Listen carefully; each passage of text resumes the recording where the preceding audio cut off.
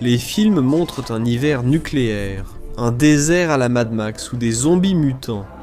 Mais la réalité, c'est bien plus difficile à survivre. Voici ce que Hollywood se trompe sur l'apocalypse nucléaire. Commençons par la détonation, vue dans tous les films de bombes nucléaires.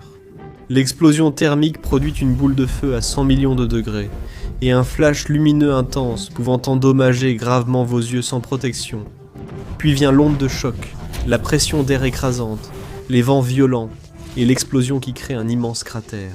Ce n'est pas le pire, mais nous savons ce que vous pensez. Vous avez acheté un vieux frigo plombé pour votre stratégie survivaliste, sans considérer le risque du plomb toxique près de la nourriture. Pourriez-vous survivre à une explosion cachée dedans, comme Indiana Jones dans le royaume du crâne de cristal? Vous ne l'avez pas vu? Pas grave, c'est oubliable. Non, on ne survivrait pas à une explosion nucléaire dans un frigo, ce qui rend le film illogique. Pour commencer, il faudrait que le plomb qui vous entoure fasse plusieurs mètres d'épaisseur pour offrir une protection significative contre les radiations. Et même dans ce cas, vous seriez probablement grillé par l'explosion thermique initiale.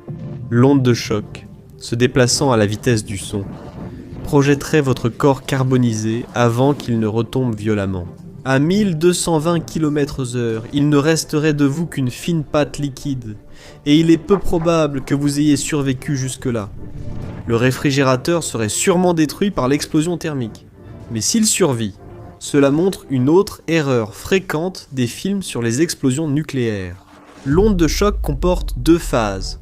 Une phase positive qui se propage vers l'extérieur, montrée dans les films, puis une phase négative qui revient vers l'intérieur. C'est la partie qu'ils ne montrent pas. Et c'est parce que l'explosion crée une bulle de basse pression en son centre, aspirant les débris vers l'intérieur après l'onde de choc initiale. Tout est d'abord projeté vers l'extérieur.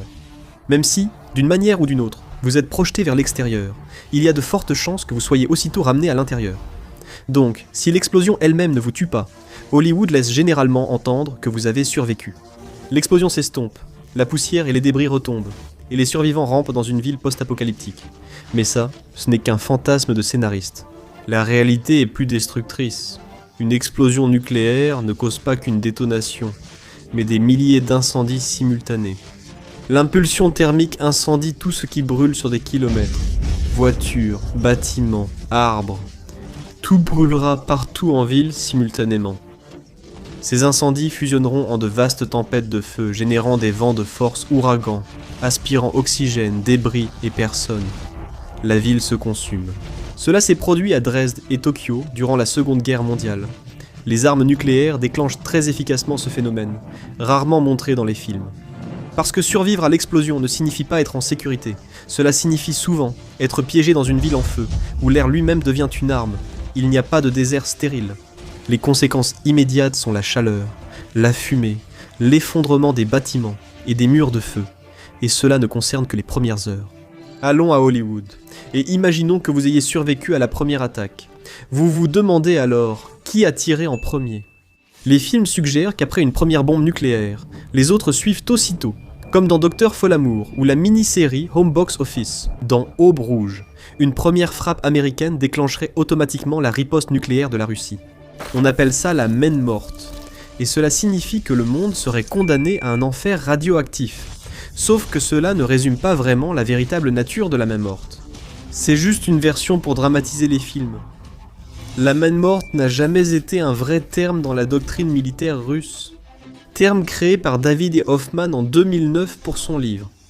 Les Russes utilisaient en réalité le système périmètre, développé dans les années 1980, lorsque la crainte d'une attaque nucléaire américaine soudaine menaçait d'anéantir leur commandement central et de les empêcher de riposter.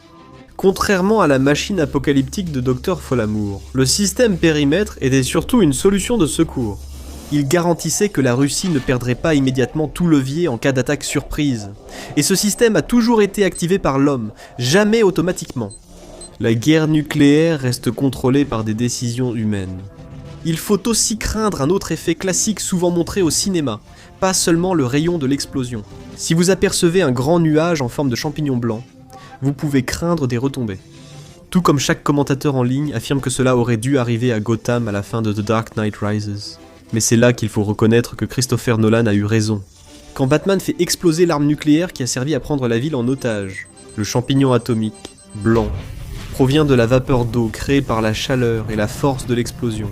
Sauf si Gotham City a vraiment la malchance du vent, il serait en sécurité sans craindre les retombées.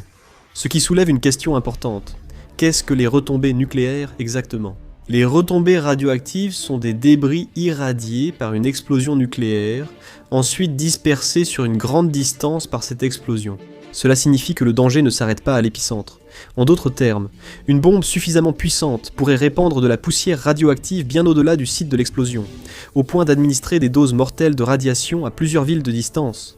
La détonation au-dessus de l'eau par Batman et la portée relativement faible de la bombe elle-même signifiaient que les citoyens de Gotham ne verraient pas leurs cheveux tomber en une semaine ou deux. Alors, où est le mythe dans tout cela ? Parce qu'il y en a un, étant donné que la bombe dans le film avait un rayon d'explosion annoncé de 6 miles. Il n'y a aucune chance que Batman ait pu sortir de la zone de danger à temps. Hollywood et les jeux vidéo présentent la survie à une apocalypse nucléaire comme un repli dans des abris anti-atomiques pour des générations, le temps que la radioactivité baisse dehors. Mais ça c'est juste un autre de ces gros mythes nucléaires, et voici pourquoi ça ne tient pas la route. Les abris anti-atomiques sont en réalité conçus pour être occupés pendant environ 2 semaines. Pour survivre à une explosion nucléaire directe, il faudrait être à des kilomètres sous terre, car les abris anti-atomiques ne protègent pas contre l'explosion. Ils servent seulement à vous protéger des retombées tant qu'elles sont dans l'air. Survivre à l'explosion et aux retombées donne une chance à l'humanité. Ou pas. D'après notre expérience à regarder d'innombrables films, de Mad Max à Hell, Comes to Frogtown. Nous savons que l'apocalypse nucléaire conduirait les survivants humains à avoir des bébés mutants étranges, ou pire, des bébés qui ne survivraient même pas à la naissance. Les mutants hériteraient-ils de la Terre, ou serions-nous incapables de nous reproduire ? Comme vous l'avez sûrement deviné, un autre mythe existe ici, réfuté par la science, selon une étude de 1991. Les enfants des survivants de la bombe atomique, une étude génétique. Les résultats montrent qu'il n'y a pas d'augmentation significative des anomalies chromosomiques chez les enfants des personnes exposées. Mais qu'en est-il des animaux ? Des films d'insectes géants des années 1950-1960 à Godzilla. Hollywood affirme que l'énergie nucléaire crée des monstres. Mais est-ce vrai ? Heureusement, nous avons Tchernobyl et Fukushima comme exemples réels. En ce qui concerne les effets à long terme des radiations sur la vie, les mutations graves ne consistent pas à devenir anormalement grands ou à obtenir un souffle atomique. La réalité est bien plus cruelle. Ils auraient plutôt des tumeurs cancéreuses agressives. Les animaux avec de fortes mutations génétiques dues aux radiations meurent souvent vite et douloureusement. Mais certaines mutations sont plus discrètes et moins risquées. Selon les mots du professeur Timothée Massot, un biologiste qui a passé 25 ans à étudier les écosystèmes sur les sites de catastrophes nucléaires, il existe des mutations qui ont des effets faibles ou partiels, et donc elles ne tuent pas l'organisme. On observe parfois des individus avec des doigts en plus, des excroissances ou des membres asymétriques. Certains animaux s'adaptent à un environnement plus radioactif. Les grenouilles arboricoles de Tchernobyl ont une peau en moyenne 44% plus foncée que celle d'ailleurs, ce qui les aide à mieux gérer les radiations ionisantes. Mais nous sommes désolés de vous dire que vous n'obtiendrez presque certainement pas de super pouvoirs radioactifs à la Hulk, mais les explosions thermiques et les retombées ne sont pas les seules choses dont vous devez vous préoccuper. Qu'en est-il du cliché classique des films d'apocalypse nucléaire ? L'impulsion électromagnétique, ou impulsion électromagnétique, une explosion nucléaire, provoquerait-elle vraiment un chaos électrique ? La réponse est « ça dépend ». L'effet impulsion électromagnétique d'une arme nucléaire ne fonctionne que si elle est déclenchée suffisamment haut dans l'atmosphère. C'est un élément clé de l'intrigue dans le film de James Bond et la base d'un jeu vidéo emblématique, GoldenEye. Les satellites russes feraient exploser des armes nucléaires dans la haute atmosphère et grilleraient l'électronique dans des zones tactiques clés. Mais ce genre d'attaque nucléaire fonctionnerait-il vraiment ? Rassurez-vous, les images de voitures stoppées ou de pannes de courant généralisées relèvent d'une exagération hollywoodienne. Les réseaux électriques intègrent de nombreuses redondances pour ces scénarios, et les pannes courantes rendant peu probable des dégâts importants sur les transformateurs des centrales. Même désactivé, le réseau pourrait être rétabli en quelques mois avec beaucoup d'efforts. Nous n'avons pas tous péri à cause d'une explosion ou de ses retombées. Après une grande explosion nucléaire, le monde ressemblerait-il à Fallout ou Mad Max ? Vivrons-nous l'après-apocalypse nucléaire, à parcourir un désert infini en voitures customisées, armées et vêtues de tenues bondage, discipline, domination, soumission, sadisme, masochisme ? C'est un autre sujet sur lequel les experts ont tendance à ne pas être d'accord avec les créateurs de magie hollywoodienne, contrairement aux batailles dans le désert poussiéreux des films post-apocalyptiques. Les scientifiques pensent que le monde deviendrait beaucoup plus froid en cas de guerre nucléaire totale. Jusqu'à 150 millions de tonnes de fumée pourraient être projetées dans l'atmosphère, refroidissant la planète jusqu'à une nouvelle ère glaciaire, avec des niveaux de rayons ultraviolets dangereusement élevés. Ce serait donc le pire scénario. Si vous êtes vraiment fan de Mad Max, vous l'avez sûrement déjà envisagé. Après Mad Max 2, une guerre nucléaire provoque un hiver, suivi d'un été nucléaire. Le consensus général est que cette toute nouvelle ère glaciaire, encore pire, ne serait pas une affaire saisonnière.